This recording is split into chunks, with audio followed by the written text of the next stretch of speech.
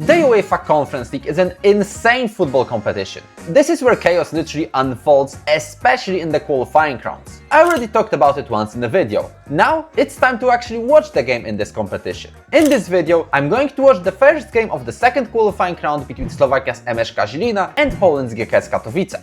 That match is in Slovakia, and I'm here in Poland, so I kind of have to first get there. And I'm going through Czechia as well, so basically what we're going to do here, I'll just switch to the VO and we'll talk about the game and the preview and everything and stuff. Both teams come into this match right after historic seasons. MSK Zilina may have finished 4th in the league, but they finally won a trophy. The Slovak Cup, in which Žilina defeated Košice 3-1. Because of that, Žilina started their European tour in the Europa League. In the first round, they played Hajduk Split from Croatia. Away, they lost 2-0, and a 2-1 home win was not enough to come back. Therefore, Žilina dropped down to the Conference League. Back in 2024, GKS Katowice returned to the Polish top flight after 20 long years and instantly made an impact. In their second season back in the Ekstraklasa, GKS managed to go from the threat of relegation to European football in just half a year. They got to play in Europe thanks to a 97th minute equalizer in the final match day away against Pogoń Szczecin. This is the first game back in Europe for GKS since 2003, and I'm curious to see how they will perform, especially since they're considered to be the slight favorites.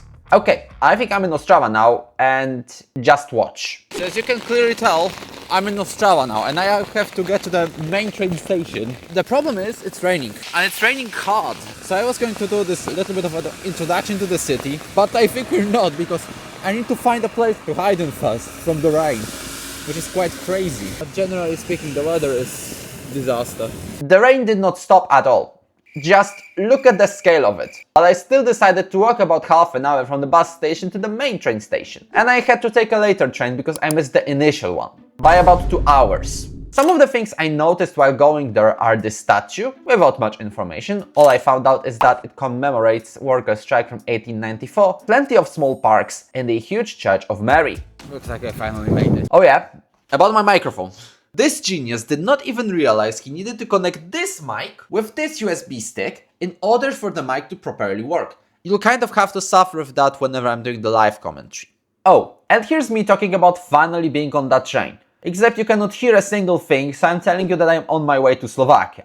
And after another train ride, I finally arrived at my destination. I was here just a year ago, so something had to surprise me there, and it kind of did. We made it. You can probably see the stadium out there. Now, the thing is, and it's something I haven't realized now, until there wasn't a shopping center here a year ago, and now it's here. I'm like, okay, we're finally by the stadium. There's still a few hours left. It looks like it was a tiny bit renovated, I wanna say, because genuinely the area has been so modernized. I will have to show you this. Now, point is, as I'm walking nearby the stadium, I want to do 2 things before the game. A little bit of a side quest actually. Going to a local tourist attraction and tasting some local food, which is pretty much the usual for a football travel video of sorts. I'm actually going where the local attraction is.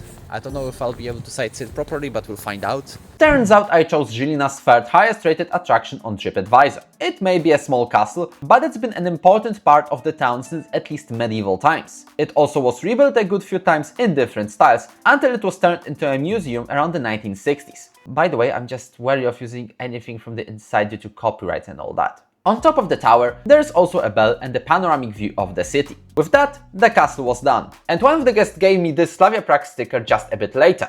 I think I need to go to Prague sometime soon. But now it's time for the second challenge. And as I'm reaching the city center...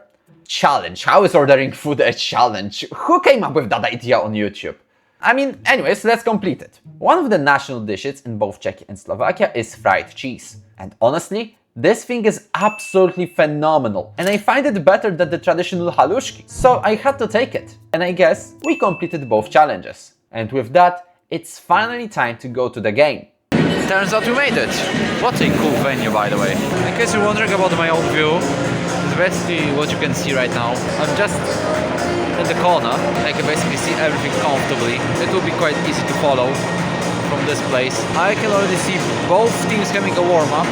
On my score prediction, I believe it's gonna be a draw, like a chaotic 2-2 draw, because this is Conference League football. GKS wins at home in the second match. For now we're in Slovakia, and here a draw is a realistic option. With the predictions, warm-up and some pictures completed, it was finally time. Let's finally go.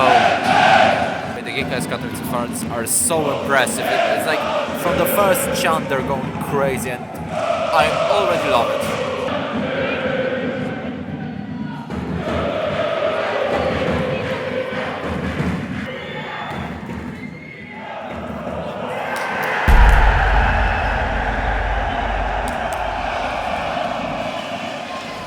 One of the things I noticed is what was happening in the north stand. Of course, GKS Katowice fans, who were located in the south stand, were by far the loudest. I mean, just take a listen.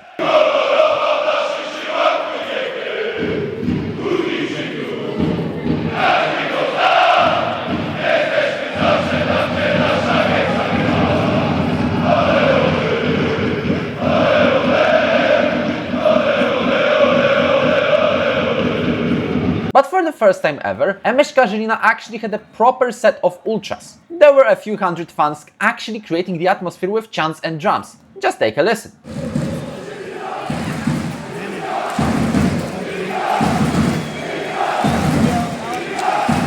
That's a huge improvement compared to my previous visits. And about the game itself, for some reason, after scoring the goal, GKS gave away the control of the game. The hosts were getting to more and more chances, but their finishing was just not right. However, it felt like the goal was inevitable, and about 35 minutes in, something happened.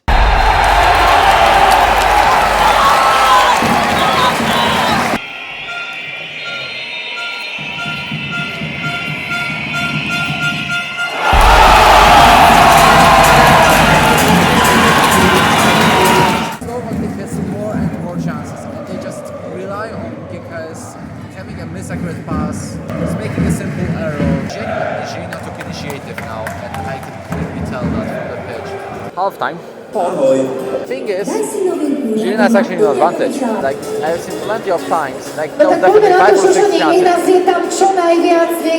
Yeah, the advertisements and the announcers made me unhearable. What I was talking about is how Žilina was the team that created plenty of chances, while GKS was constantly giving possession away way too cheaply. However, the hosts could not convert those opportunities, and that's why it's a draw so far. During halftime, I treated myself to this sausage. I enjoyed it, but while I was doing it, I heard that the second half had already kicked off. I needed to kind of rush my return to the stands, and something happened. Žilina scored. From this point onwards, the Slovaks pushed GKS Katowice. The hosts made the Polish team struggle to get out of their own half for a good 20 to 30 minutes. Only nearing the end of the match, GKS Katowice won the control back, but could not create many serious chances. Full time! Thoughts? Very quick ones before I go home and do the voiceover properly. My thoughts, I did not see that result coming, honestly. Maybe a draw. I said it was going to be a draw. I did not see Žilina's win. So, this match went in the exact opposite way I expected it to go. Last year, I was in Žilina for a game against Raków Częstochowa, also in the second qualifying round of the Conference League, and the home side started with crazy attacks, only to lose 3-1. Keep in mind though that it was the second leg of the aggregate, and Žilina had to chase the result after losing the first leg 3-0. But this time around, GKS were the ones to start strong and scored early. All of that to just give away the initiative and let Žilina get into chances extremely easily, and converting 2 of them was enough for the Slovaks to win the first game. In fact, looking at those chances, I think Žilina could have won even higher. This result is going to make the second match much more interesting in Katowice, because the now home side will have to chase the result. Outside of the pitch, it was a great experience. Both sets of fans impressed, the journey together was great, and the city is really nice, safe and enjoyable to visit. Also, I'm extremely grateful for a pair of GKS Katowice fans that I've literally just met by the stadium before the game, and they gave me a lift home. Otherwise, I will be traveling back until like 5 in the morning. Thank you for watching this video. If you enjoyed it, make sure to hit the like button and subscribe to the channel. I'll be very grateful for that. Also, YouTube thinks you will enjoy this video, the one that is on your screen right now. So just click on it and find out.